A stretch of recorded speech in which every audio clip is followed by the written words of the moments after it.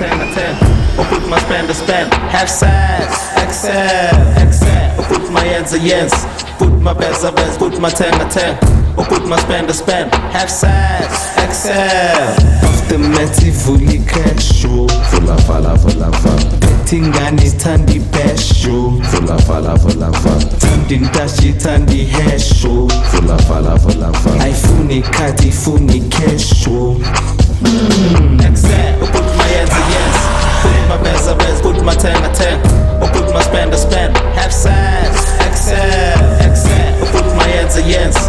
Put my best a best. Put my 10 a 10. Or put my spend a spend. Half size, excel. Awesome man.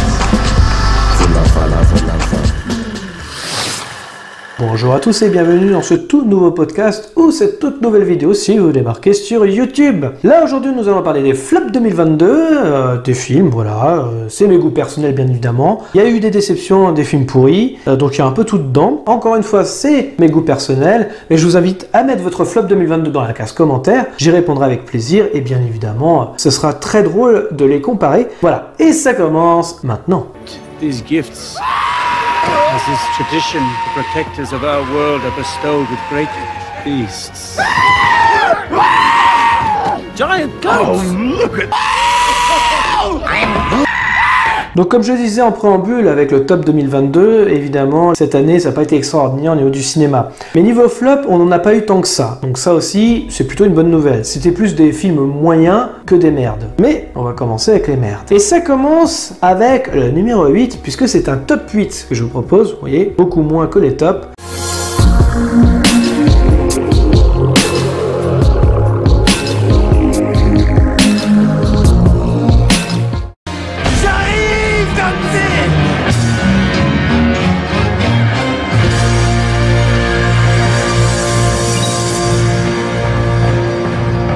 Numéro 8, Licorice Pizza. Je ne comprends pas ce film, clairement. Alors c'est peut-être pour ça qu'il est dans mes flops, j'ai été très déçu, tout le monde m'en disait du bien, et non, c'était un grand nom. La relation, je la trouve étonnante et bizarre. Ça aurait été l'inverse, on aurait écrit #MeToo et compagnie, parce que effectivement c'est une jeune fille de plus d'une vingtaine d'années, 24 ans je crois il me semble dans le film, même peut-être un peu plus, moi je me rappelle plus, bref. Ce film de toute façon je l'ai oublié, hein, tellement c'était chiant.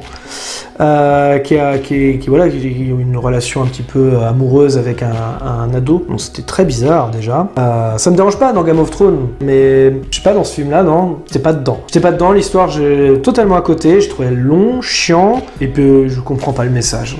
Je suis désolé, hein, je comprends pas le message. C'est pas parce que c'est un bon réalisateur, c'est comme Christopher Nolan. S'il fait caca par terre, vous allez la sentir, vous allez dire putain quelle odeur formidable. Je comprends pas. Il y a des réalisateurs qui font de la merde aussi quand même. Renvoyez Dunkerque et Tenet. Licorice Pizza, voyez-le et soyez neutre. Pensez pas au réalisateur, pensez neutralité. Vous voyez, vous découvrez. Licorice Pizza, il n'y a rien de fou. Hein. La mise en scène n'est pas folle, l'écriture elle est nulle. Enfin, le scénario était nul. Moi j'étais pas du tout dedans. Hein. Totalement extérieur au film. Bref, numéro 8, Licorice Pizza.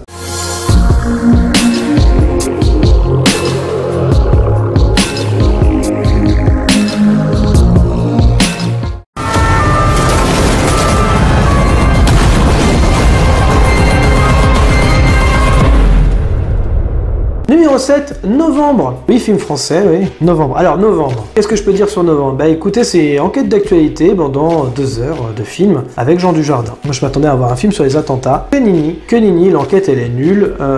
Pourtant, passionnante quand je regardais les documentaires liés à ça. Bah, faut mieux préférer les documentaires. Il y a d'ailleurs les victimes qui parlent de ces attentats sur Netflix, qui est beaucoup plus touchante que le film Novembre. J'étais très déçu, je m'attendais vraiment à... Alors, en plus, il avait fait Bac Nord, que j'avais beaucoup aimé, le réalisateur, et je suis passé à côté. Je trouvais ça chiant et long pour ce que c'était. Toujours intéressant de regarder des films sur les attentats, mais enfin, je veux dire, il y a tellement à faire, quoi, et là, filmer caméra à l'épaule comme un documentaire, bah oui, mais enquête d'actualité ou je ne sais quoi sur le groupe TF1, ils font ça mieux, hein. Enfin bref, c'était le numéro 7. Passons au numéro 6.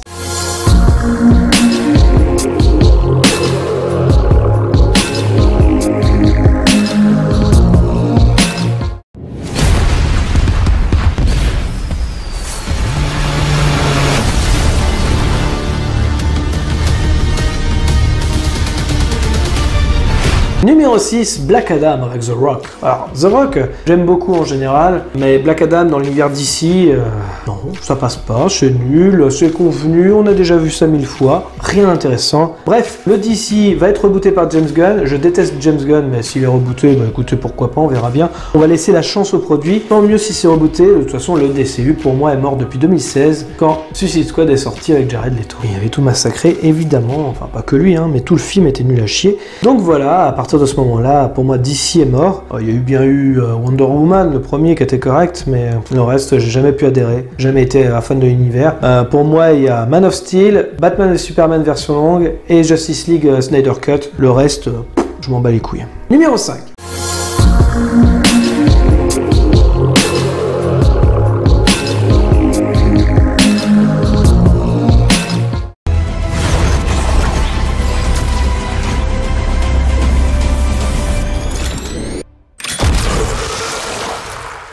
Comment c'était trop bien, franchement. Numéro 5, Adam à travers le temps, film Netflix, pareil, j'ai l'impression que c'est fait par un algorithme, à la même façon que Mercredi, sauf que Mercredi c'est mieux, hein, quand même si ça fait partie de mes flops. Adam à travers le temps, c'est histoire convenue, vue 1000 fois, pas intéressant. Numéro 4.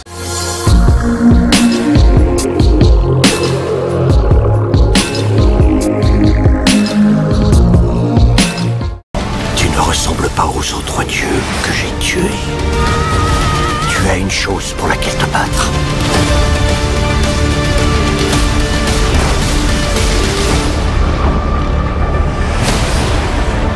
Numéro 4, Thor, Love and Thunder, un film Marvel, tiens donc, de la phase 4. Il fallait bien. D'ailleurs, c'est le seul. Oui, c'est le seul du flop. Que dire, Taika Waititi a merdé un petit peu, hein, quand même. C'est assez créatif quand même dans l'ensemble, parce que les décors sont plutôt jolis. Il y a un peu de mise en scène aussi qui démord pas. Mais l'histoire elle est nulle. On fait des blagues sur le cancer. Le MCU, quoi. On dédramatise tout, hein, par l'humour. Mais là, c'est violent. Bref, j'aime beaucoup le personnage de Thor, mais là, je comprends Chris Hemsworth en fait qui dit que j'aimerais bien que Thor devienne un peu plus sérieux et comme dans le premier, hein, tout simplement, hein, ou même comme même dans Thor Ragnarok que j'avais beaucoup aimé. Et même ouais, Thor Ragnarok, je le trouvais plus sérieux et là non, je suis nul. Ils utilisent beaucoup d'effets d'internet avec les chèvres là. C'est internet ça, hein. C'est un délire comme un autre, hein, j'ai rien contre. Mais c'était nul. Cela dit, il dure pas longtemps. Petit avantage quand même. Et c'est parti pour le top 3 avec le troisième.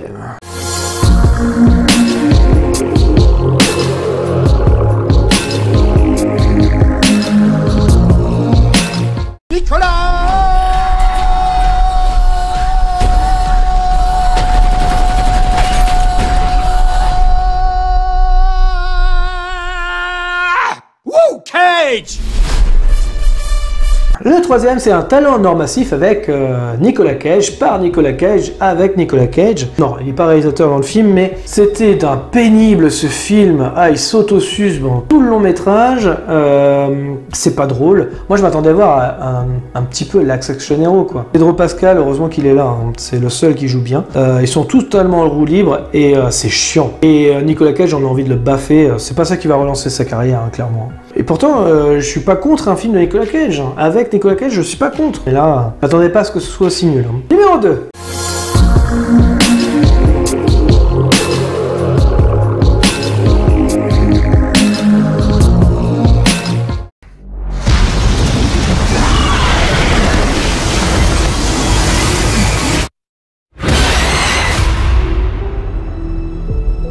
Numéro 2, Morbius, évidemment Jared Leto, un flop sans Jared Leto, vous avez déjà vu ça vous? J'exagère mais cet acteur c'est pitoyable quoi, enfin faut qu'il arrête quoi, J'aime beaucoup en tant que chanteur peut-être, avec 30 Seconds to Mars, mais là, non, tout ne va pas dans ce film, rien ne va. D'ailleurs c'est comme le premier, on passe au premier.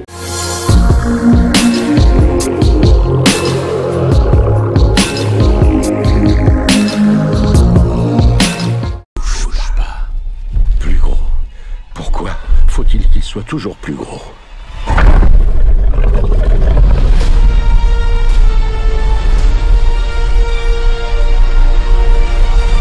Premier, Jurassic World Dominion.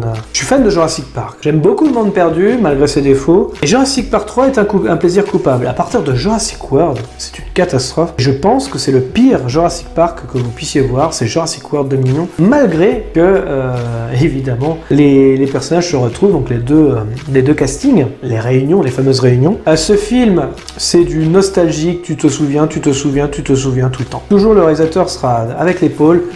Le ref. Ouais, bref, c'est que ça. J'ai passé mon temps à avoir les yeux en l'air en disant c'était gênant, chiant, mal joué, malgré les acteurs qu'il y a dedans. Mais c'est parce que Colin Trevorrow est un mauvais réalisateur, un mauvais directeur d'acteurs. Arrêtez de lui donner des longs métrages. Il est nul. Arrêtez avec lui. C'est pitoyable. C'est comme James Gunn pour moi. Ils sont nuls ces mecs-là. Arrêtez. Je comprends pas leur succès. Et d'ailleurs, en parlant de succès, Jurassic World Dominion, c'est un des plus gros succès de l'année, malheureusement. Donc voilà, c'était mes top et flops. Merci, ciao. Merci à tous d'avoir regardé cette vidéo. Je précise qu'il s'agit d'un avis et non d'une pensée unique. Pensez à liker, commenter, mettre un pouce bleu et d'activer la cloche pour ne rien rater. Nous sommes dispo sur les réseaux sociaux Facebook, Twitter, Instagram. Les liens sont dans la description. Nous sommes également disponibles sur toutes les plateformes de podcast. Je vous invite donc à vous abonner, quelle que soit la plateforme, et de laisser un commentaire. Nous y répondrons avec plaisir. Dans tous les cas, rendez-vous dans les salles obscures pour de nouvelles aventures. Bonne soirée à tous. Pull you closer just to feel you breathing. Try to memorize the lines of your skin and your heart beating to fragile lives collide. I wanna see you in the darkness when I close my eyes.